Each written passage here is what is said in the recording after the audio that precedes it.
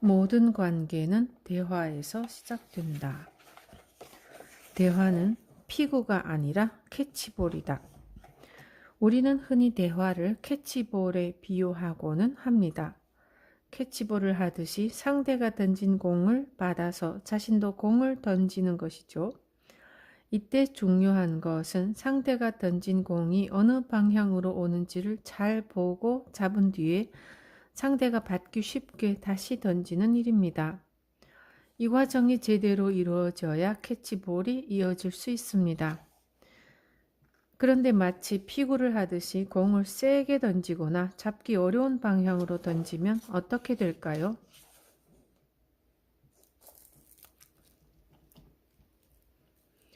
어제 텔레비전에 나온 럭비 시합 봤어? 아니, 관심 없어서 안 봤어. 이렇게 되면 대화가 끝나버리고 맙니다. B는 말이라는 공을 받은 뒤 제대로 던지지 못하고 있습니다. 아무리 관심이 없는 이야기라도 우선 상대의 이야기를 유심히 듣고 상대가 대답하기 좋은 말만 골라서 건네보면 어떨까요? 어제 텔레비전에 나온 럭비 시합 봤어? 난 못 봤는데. 고르마루 선수가 엄청 인기라며. 고르마루 선수 특유의 자세도 나왔어?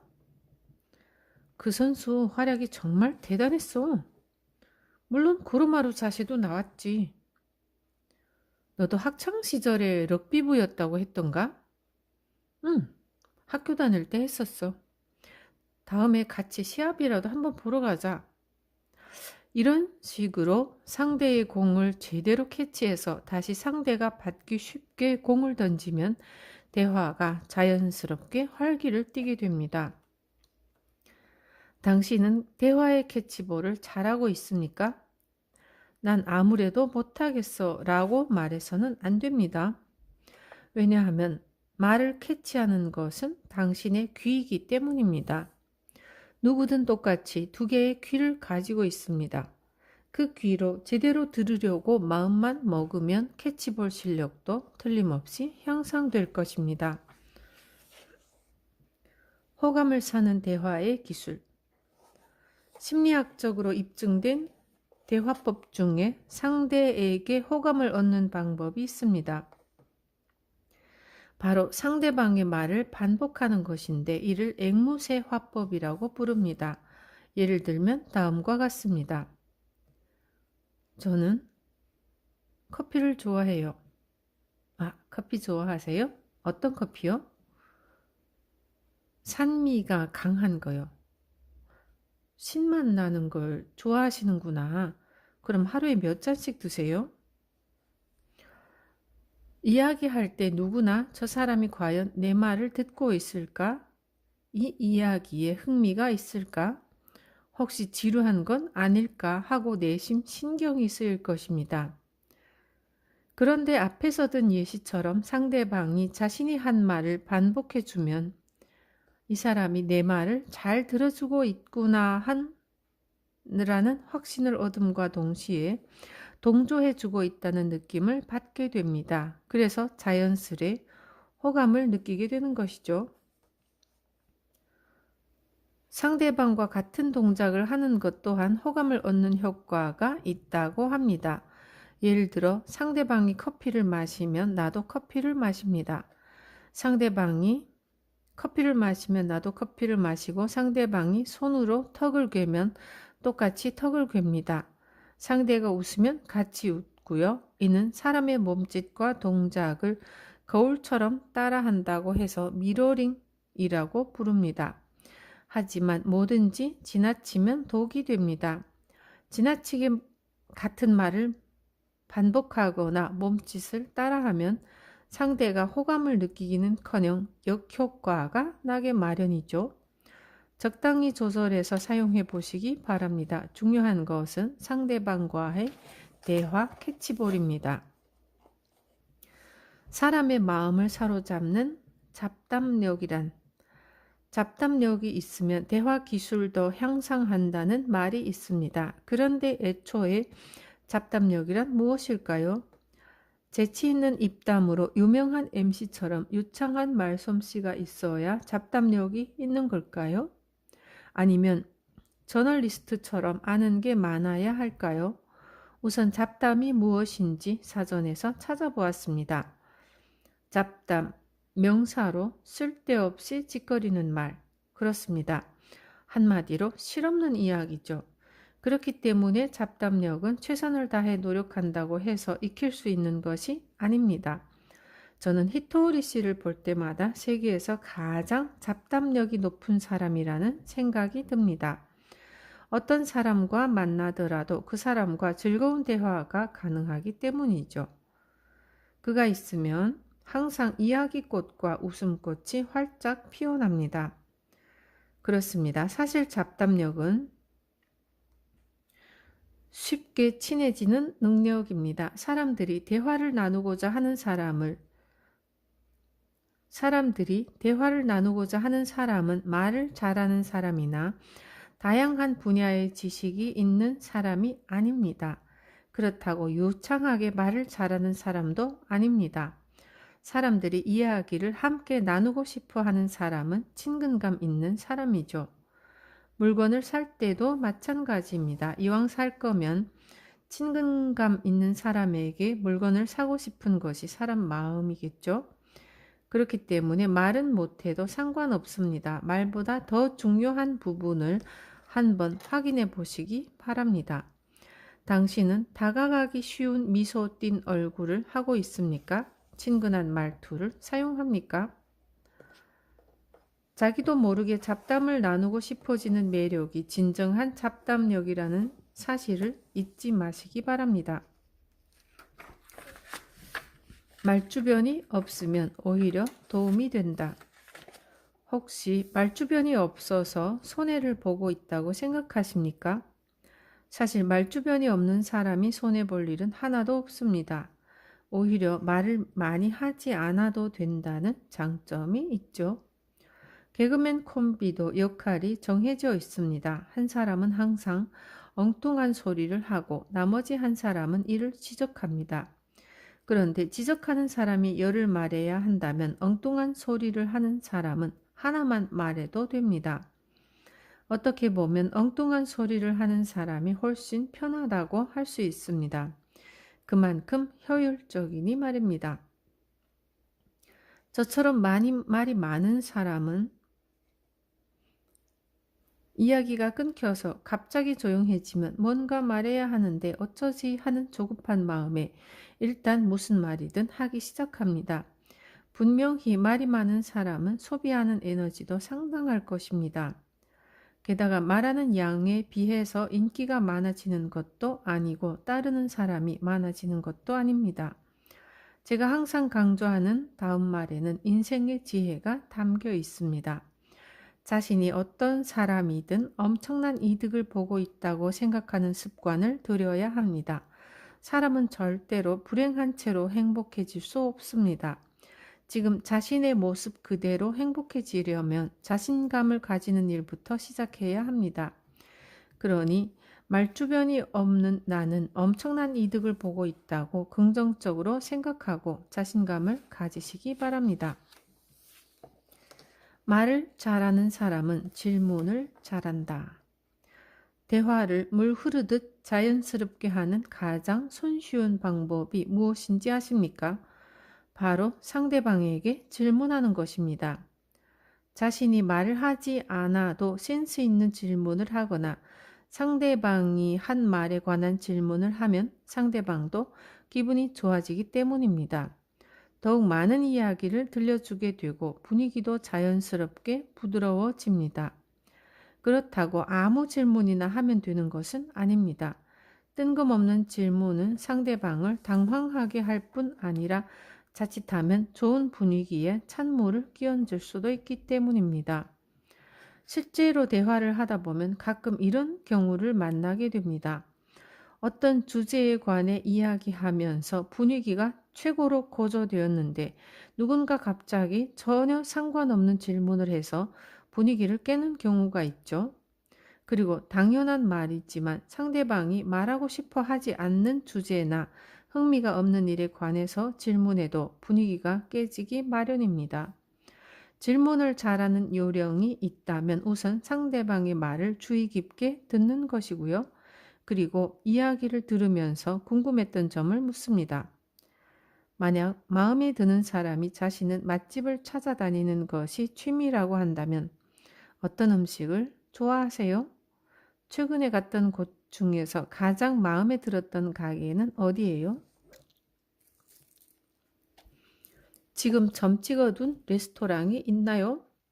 이런 식으로 상대의 이야기를 들으면서 질문하면 됩니다. 그러면 상대방도 이 사람과는 마음이 잘 맞네 하는 생각에 기쁜 마음으로 많은 이야기를 들려주겠죠. 이렇게 즐거운 분위기로 대화하다 보면 다음에 같이 맛있는 거 먹으러 가요 라며 좋은 인연을 맺을 기회를 얻게 될지도 모릅니다. 다른 사람에게 조금만 관심을 가지면 멋진 일이 생긴다. 우리는 누구나 각자 다른 경험의 보물창고를 가지고 있습니다. 내가 아닌 다른 이들은 아침에 일어나면서부터 나와는 전혀 다른 경험을 합니다. 아침 메뉴부터 다릅니다. 만약 누군가가 빵을 먹었다면 왜 밥이 아니라 빵일까? 어떤 빵을 먹었을까? 빵에는 보통 뭘 발라 먹을까? 하는 식으로 알려고 하면 할수록 그 사람에 대한 흥미가 생기기 마련입니다. 정말 그 사람에게 관심을 기울이면 대화하려고 생각하지 않아도 얼마든지 묻고 싶은 것이 떠오릅니다. 그런데 그렇게 단순히 궁금했던 것을 묻다 보면 상대방이 맞다, 그러고 보니 그 집 빵 정말 맛있어요 라고 말하며 생각지도 못한 정보를 얻는 등 나에게 도움이 될 만한 멋진 일이 생깁니다. 사람은 누구든 자신을 소중히 여기는 사람을 좋아하기 마련입니다. 게다가 자신에게 관심을 두고 또 자신을 존중해 주는 사람이 있다면 금방 친해지고 싶겠죠? 다른 사람과 친해지는 방법은 사실 상당히 간단합니다. 누군가 자신에게 해주기 바라는 일을 상대방에게 해주면 되니까요. 게다가 나 아닌 타인은 나와는 다른 경험의 보물창고를 가지고 있기 때문에 이야기할 거리가 얼마든지 있습니다. 자신이 인생에서 체험할 수 있는 일이란 극히 일부분에 불과하다는 사실을 알고 나면 다른 사람의 이야기에서 새로운 발견을 하거나 실제로 자신은 할 수 없는 경험을 간접 체험하면서 인생의 즐거움을 느낄 수 있습니다. 의견이 달라도 일단 받아들이자. 대화하면서 절대로 하지 말아야 할 것이 부정입니다. 그래도 말이야. 하지만 그건 아니지. 라고 갑자기 부정을 당하면 누구든 기분이 나쁘기 때문입니다. 누구나 내 이야기에 계속해서 트집을 잡거나 딴죽을 거는 사람과는 더는 이야기하고 싶지 않게 마련이죠. 물론 상대방과 다른 의견을 이야기하는 것은 괜찮습니다. 다양한 의견이 있을 수 있으니까요. 다만 한 가지 주의할 점이 있습니다. 상대방 의견을 듣고 부정부터 하지 말고 우선 상대방의 의견을 수용해야 합니다. 먼저 맞아, 나도 이해하지 라고 상대방의 생각을 인정해 줍니다. 그러고 나서 하지만 내 생각은 좀 다른데 들어줄래? 하면서 자기 의견을 말하는 것입니다. 맞아, 나도 이해하지 라는 말은 상대의 의견에 찬성하거나 긍정하는 의미가 아니라 상대가 하는 말을 내가 잘 받아들였고 이해했다는 의미입니다. 세상은 부메랑과 같습니다. 당신이 상대방 의견을 들어주면 상대방도 반드시 당신의 의견에 귀를 기울여 주게 되어 있습니다. 그것이 세상의 이치입니다. 때론 침묵도 나쁘지 않다.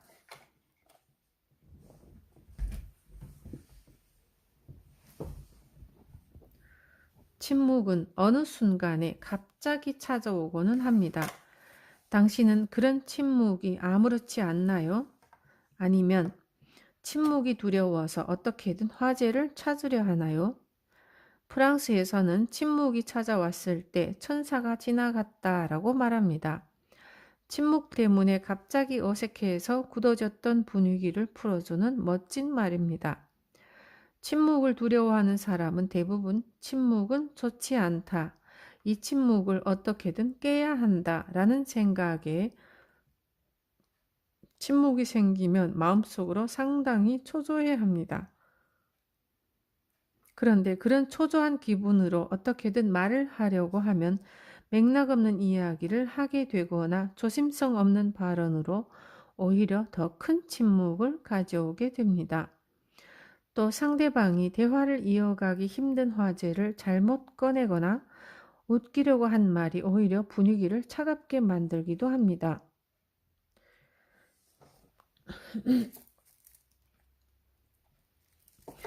어떻게든 침묵을 깨려고 했는데 오히려 더한 곤욕을 치를 때도 있습니다. 그런데 프랑스뿐 아니라 일본에도 훌륭한 격언이 있습니다. 바로 침묵은 금이다 라는 말입니다. 침묵도 나쁘지 않습니다. 대화 중간에 휴식이 있어도 괜찮습니다. 침묵을 깨려고 굳이 애쓰지 마시기 바랍니다. 침묵이 괴로우면 상황에 따라서 자는 척을 해보면 어떨까요? 물론 회의 중에 자는 척을 하면 곤란하겠지만 이런 경우라면 어떨까요? 예를 들어 지하철 안에서 아는 사람과 우연히 만났는데 대화가 이어지지 않아서 어색했던 경험이 한 번쯤은 있을 것입니다. 그럴 때는 타이밍을 봐서 자는 척을 하는 것도 방법입니다. 분명히 상대방도 무슨 말이든 해야 한다며 머릿속으로 대화 주제를 찾느라 허둥대고 있을 테니까요. 침묵을 두려워하지 마십시다. 무슨 말이든 해야 해 하며 서두를 필요도 없고요. 당신이 몇 분 동안 침묵한다고 해서 상대방과의 관계가 끝나는 것도 이 세상이 끝나는 것도 아니니까요. 편견 때문에 생각보다 많은 기회를 놓칠 수 있다. 혹시 어떤 사람의 첫인상만 보고 조용하기만 해서 재미없을 것 같다. 왠지 성격이 안 좋아 보인다 라는 자기 기준의 편견으로 그 사람과 대화하기를 주저한 적이 있나요? 사람을 겉모습으로 판단하는 것은 어쩔 수 없는 일입니다. 사람은 겉모습이 100%이기 때문입니다. 마트에서 파는 사과도 생긴 걸로 판단하고 선택하죠. 하지만 한 번쯤은 누구에게든 귀를 기울이고 말을 걸어보는 것도 괜찮지 않을까요? 사람은 저마다 서로 다른 경험의 보물창고를 가지고 있으니까요. 자신의 편견으로 만나는 사람의 범위를 좁힌다면 참으로 애석한 일이 아닐 수 없습니다. 조용하기만 해서 재미없을 것 같다고 생각한 사람도 이야기를 나눠보면 아주 행동력 있고 다양한 일에 도전하면서 즐겁게 사는 사람일 수도 있습니다. 또 왠지 성격이 안 좋을 것 같다고 생각한 사람도 알고 보면 굉장히 상냥하고 남을 배려할 줄 아는 사람일 수도 있습니다. 만약 기분 나쁜 사람이었다고 하더라도 배울 점은 얼마든지 있습니다.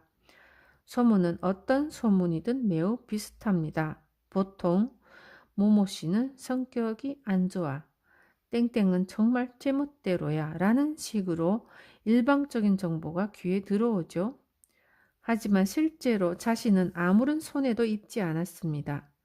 그런데도 누군가에게 들은 말만으로 사람을 판단하고 편견을 가지는 것은 정말 이상한 논리입니다.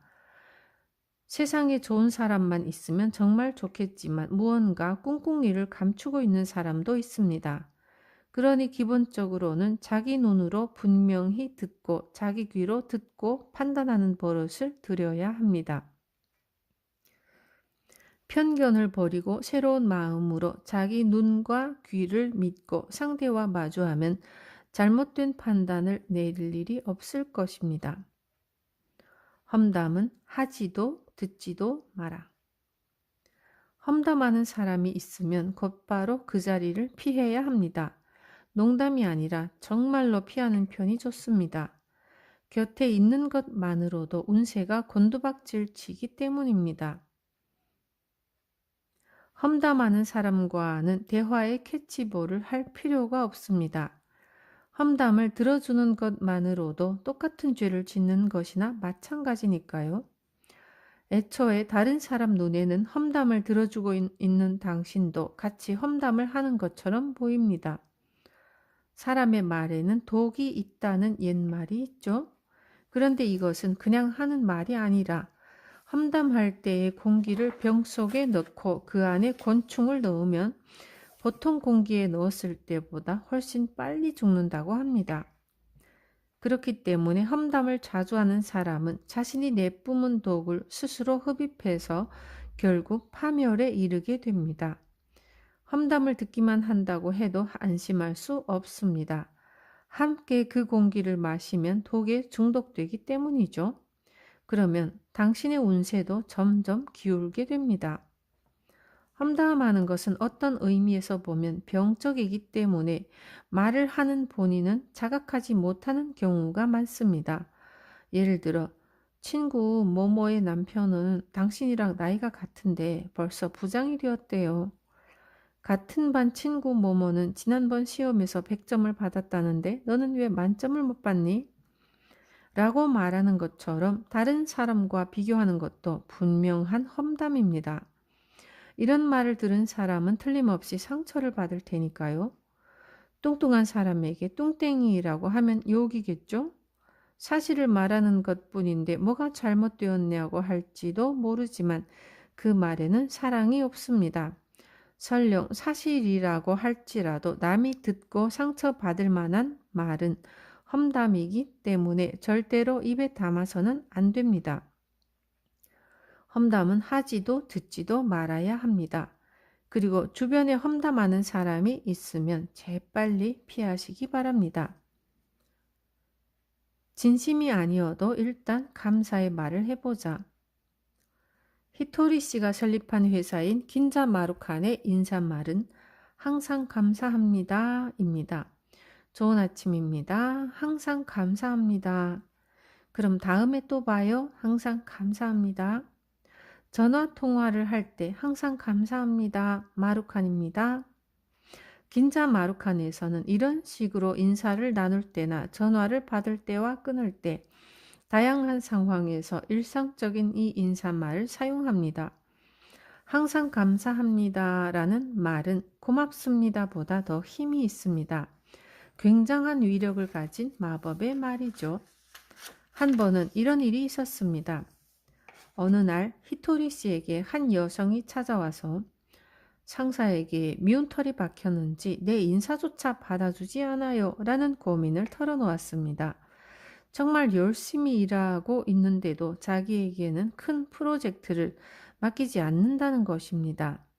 그녀는 분명 상사가 자신을 싫어하기 때문일 거라며 억울함을 토로했죠.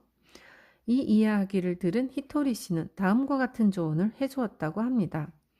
내일 아침에 상사를 만나면 웃는 얼굴로 좋은 아침입니다. 항상 감사합니다. 라고 인사해 보세요. 네, 싫어하는 상사한테 항상 감사합니다. 라고 말해보라고요. 사람은 마음에서 우러나온 다음에 말하려고 하면 10년이 지나고 20년이 지나도 말하지 못해요. 알겠어요? 속으로는 그렇게 생각하지 않더라도 일단 웃는 얼굴로 항상 감사합니다 라고 말해보세요. 틀림없이 재미있는 일이 일어날 거예요. 그녀는 반신반의하면서 다음날 히토리 씨의 조언 대로 했다고 합니다. 상사에게 웃는 얼굴로 좋은 아침입니다. 항상 감사합니다 라고 인사를 한 것이죠. 그랬더니 평소에는 인사를 해도 본체만치 하던 상사가 조금 놀란 표정으로 그래? 하고 인사를 받아주었다고 합니다. 기적은 여기서 끝이 아닙니다. 그날 그녀가 퇴근하려고 할 때 상사가 그녀를 불러서는 자네를 새롭게 시작하는 프로젝트의 리더 자리에 앉히고 싶네만 한번 해보겠나? 하며 무척 괜찮은 제안을 해왔다고 합니다. 현재 그녀는 프로젝트 리더가 되어 즐거운 마음으로 열심히 일하고 있습니다. 항상 감사합니다 라고 말했더니 정말로 항상 감사합니다 라고 말할 만한 일이 일어난 거죠. 이것이 히토리 씨가 말하는 말의 마법입니다. 사람들은 보통 좋은 일이 있어야 감사를 하지만 좋은 일은 좀처럼 일어나지 않기 때문에 평범한 사람들은 감사할 일이 적습니다. 그런데 감사하지 않는 사람은 누구도 도와주지 않습니다. 신조차도 도와주지 않죠. 그래서 인생이 잘 풀리지 않는 것입니다. 모든 일에 감사할 줄 아는 사람이 성공합니다. 모든 일에 감사하는 사람에게는 감사할 만한 일이 점점 더 많이 생깁니다. 사람들도 도와주고 신도 응원해 줍니다. 항상 감사하는 사람만이 크게 성공하고 부자가 될 수 있다는 점을 명심하세요.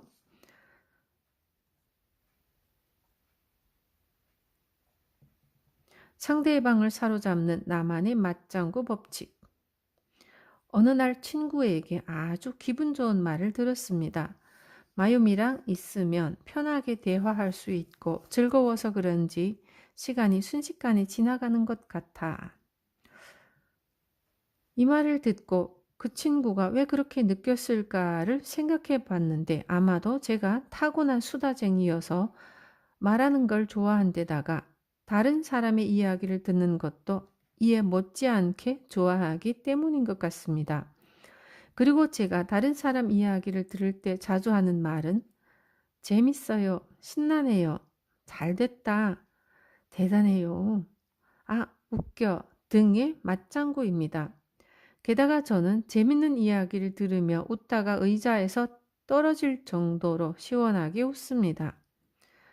본인의 입버릇은 스스로는 잘 모르기 마련인지라 이처럼 저도 모르고 있다가 친구의 말을 듣고 한참을 생각해 본 뒤에야 깨닫게 되었습니다. 누구나 자신이 이야기할 때 상대방이 반응이 없거나 듣는 건지 안 듣는 건지 알 수 없는 영 신통치 않은 반응을 하면 왠지 기운이 빠지기 마련입니다. 그리고 내 이야기에 흥미가 없나? 내가 지루한가? 하는 생각이 들어서 대화를 서둘러 마무리하게 되겠죠. 반대로 어떤 이야기라도 상대가 놀라거나 웃거나 공감해주는 등의 반응을 보여주면 즐겁게 이야기를 이어갈 수 있습니다. 노래방에서 타이밍을 잘 맞춰서 추임새를 넣어주거나 박자에 맞춰 손뼉을 쳐주거나 함께 노래를 불러주거나 춤을 춰주면 누구나 흥이 올라서 신나게 노래를 부를 수 있는 것과 마찬가지죠. 당신은 어떤 추임새로 상대방을 기분 좋게 해주나요? 당신만의 멋진 추임새를 준비해 보시기 바랍니다.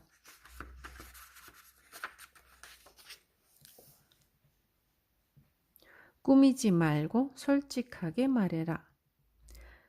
좋아하는 사람 앞에서는 긴장이 되어서 말을 못하겠어요. 회사 회식 자리에서 동경하는 선배 옆자리에 앉게 되었는데 무슨 이야기를 하면 좋을지를 몰라서 흔히들 이런 고민을 합니다. 좋아하는 사람이 눈앞에 있으면 괜히 생각이 많아져서 말을 못하게 되거나 잘 보이려는 마음에 내숭을 떨게 되지만 아무리 고민해도 말을 하지 않는다면 어차피 상대방은 당신의 마음을 알 길이 없습니다. 그보다 혼자 골똘히 생각만 고민만 하는 사이에 원래 당신과는 다른 인상을 줄 수 있다는 사실을 알아야 합니다.